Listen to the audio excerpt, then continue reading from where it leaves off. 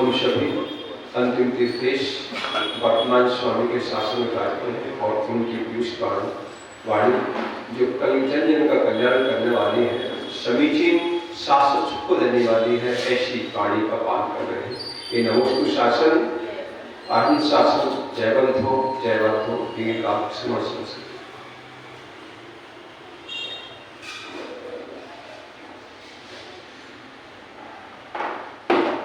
भूख, भोजन आवश्यक है या भूख?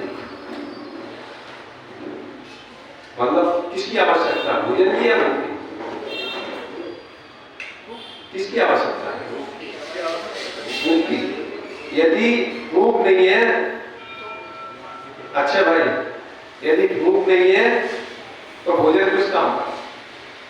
अच्छा भाई, यदि और यार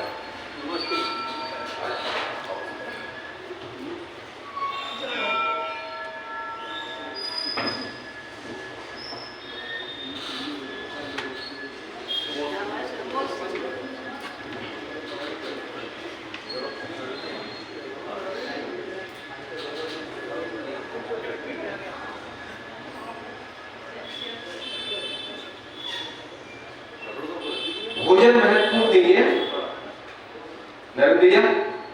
भोजन महत्वपूर्ण नहीं है, महत्वपूर्ण क्या है? भूख महत्वपूर्ण है। जब तक भूख नहीं है तब तक सारे पकवान कहते हैं ठीक है, जब तक भूख नहीं है तब तक सारे पकवान ठीक है, और भूख है तो सूखी रोटी भी अमृत लगती है। यदि भूख है तो सूखी रोटी भी अमृत लगती है, यदि भूख नहीं है तो कितने भी उत्कृष्ट पकवान हो तो नहीं खाते। ऐसे ही जब तक हमें अपने स्वरूप को पाने की भूख नहीं है, जब तक हमने अपने स्वरूप को नहीं समझा, बोलो भाई, जब तक हमने अपने आप को नहीं जाना, अपने आप से परिचय नहीं किया, भूख जागृत नहीं हुई, तब तक पंच परमेश्वरी बने रहेंगे, जिनवाणी के सब वाचन चलते रहेंगे, पर हमारे कोई काम नहीं, क्योंकि भूख नहीं। क्या चाहिए? पहले भूख चाहिए, भोजन नहीं। अब होता क्या है कि भोजन तो सामने आ गया, भूख ही नहीं, पंच परमेश्वरी का सानंद भी मिल गया और भूख ही नहीं अच्छा भाई। अगर जब भूख हो तभी तो अच्छा हो, अब भूख ही नहीं, चल रही गाड़ी, एक परंपरा रूढ़ी, भगवान के दर्शन करने आ गए, और लोग क्या कहेंगे भाई, कोई दर्शन करने नहीं जाते, मंदिर नहीं जाते, चलो भाई मंदिर दर्शन कराए।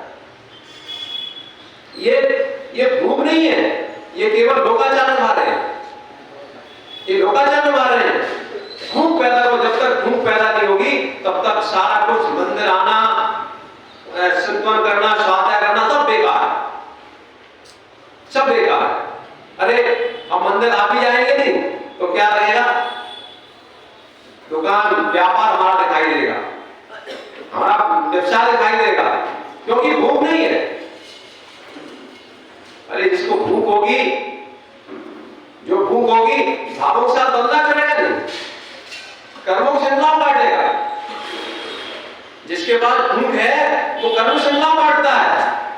पास भूख नहीं है वो क्या करेगा? यहां आके भी पाप का बंद करेगा। मंदिर आने से कोई पाप कर्म नहीं करते। मंदिर आने से पाप करते क्या? मतलब मंदिर आने से पाप करते हैं? अरे मंदिर आने से सर्वथा पाप नहीं करते। मंदिर साधन है। मंदिर साधन है। मंदिर में नहीं आओगे, आप प्रतिष्ठान में नहीं आओगे तो आपके परिणाम में शुद्धि नहीं बनेगी। इसलिए मंदिर साधन तो है पर साध नहीं है। इसलिए साध को भी निकालो। हमें साध, जब तक हमारा लक्ष्य, साध मतलब लक्ष्य। अच्छा भाई, साध मतलब लक्ष्य। जब हमारा लक्ष्य ही नहीं है दृष्टि में तो हमारी बस यात्रा चल रही है, चल रही यात्रा, हमारी यात्रा चल रही है। अब कहां पहुंचेंगे? क्या पहुंचा होगा? लक्ष्य रहित यात्रा कहां पहुंचेगी? मंजिल को पाएगी क्या? तो हमारी अनादिकाल से लक्ष्य रहित यात्रा चल रही है। और यदि लक्ष्य हमारा कोई बन भी रहा है तो संसारिक वैभव भी हमारे लक्ष्य बन रहे हैं। और संसारिक वैभव कैसे हैं? अरे भाई, संसारिक वैभव भी आते हैं, उसके पीछे क्या होता है?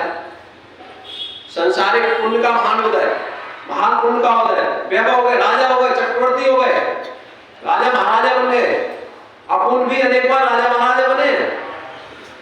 ऐसा नहीं है कि पहली बार में मनुष्य बने हैं। अरे हम राजा महाराजा कई बार बने।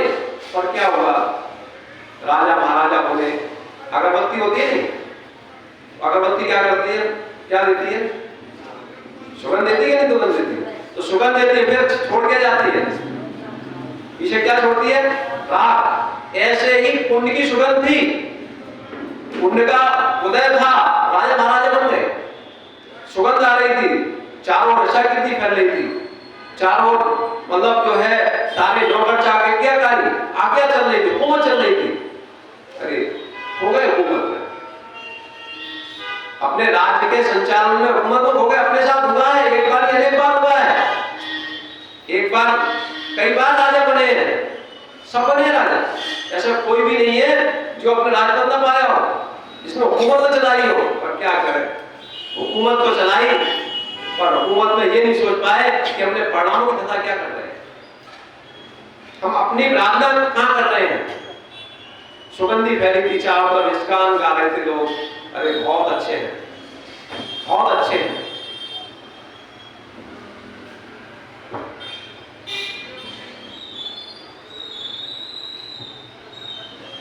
यशोगान चल रहा है, चारों यशोगान चल रहा है। जो नहीं मेरे गाने बहुत अच्छे हैं, बहुत अच्छे हैं, यशोगान चल रहा था। पर राजा अपने अहंकार में भूले। अरे हमारे समान कोई नहीं, जो करना चाहिए वो भी गलत कर रहे थे, नहीं करना चाहिए वो भी गलत कर रहे थे, क्योंकि हम राजा, हम सम्राट भूल गए अपने। और क्या हुआ? सुगंध फैली थी अगरबत्ती की, पर नीचे क्या थी? राख, राख थी। अरे पुण्य की सुगंधी फैल रही थी पर अशुभ कर्मों का बंद कर रहा। नरक निकोद की राख तैयार हो रही थी। ऐसा एक बार नहीं, अनेक बार हुआ है।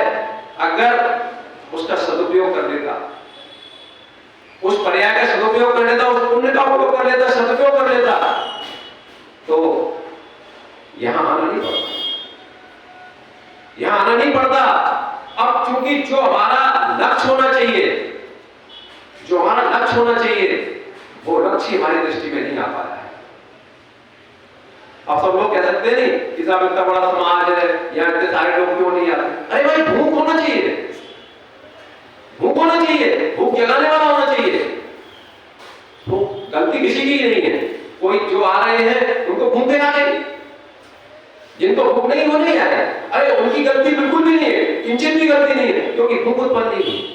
जिस दिन भूख उत्पन्न हो जाएगी, आ जाएंगे, बैठ जाएंगे।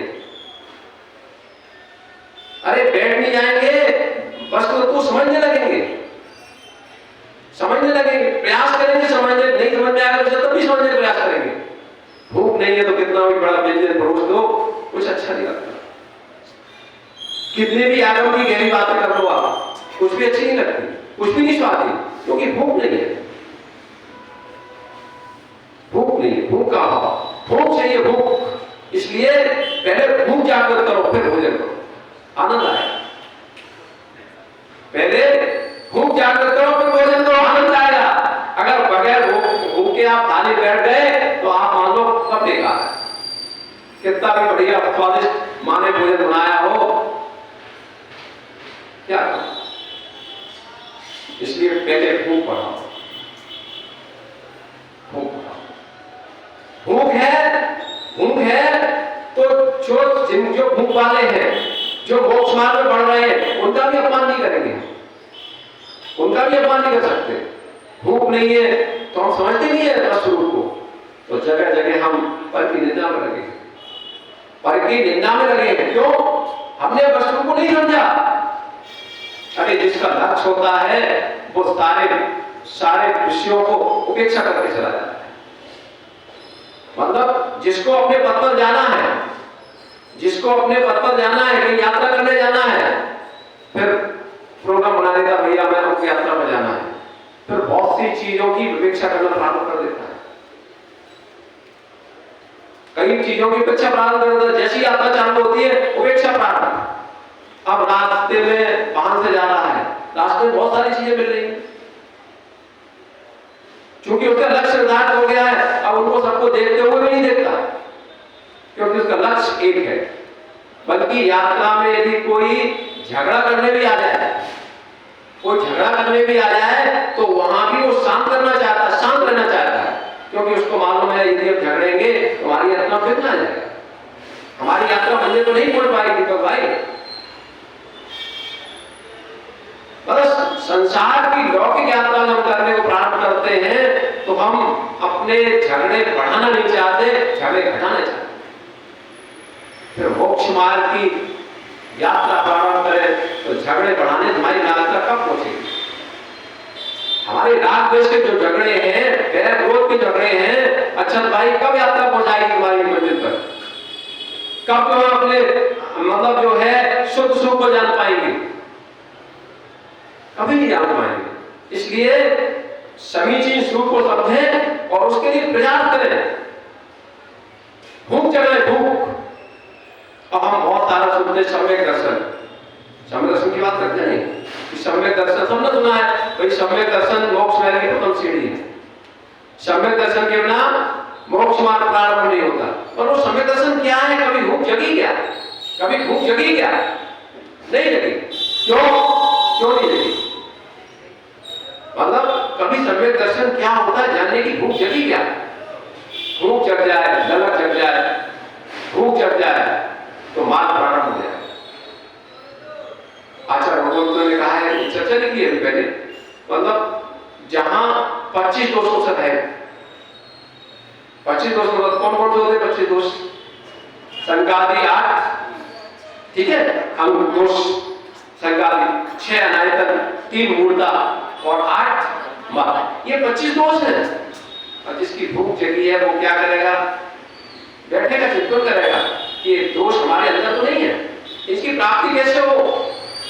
एक एक दोष का अवलोकन करेगा अहम से, और उनको बैठ के उनका अवलोकन करेगा अपने परिणामों में, अपने परिणामों का अवलोकन करेगा, देखेगा कि हमारे अंदर है निशंकित।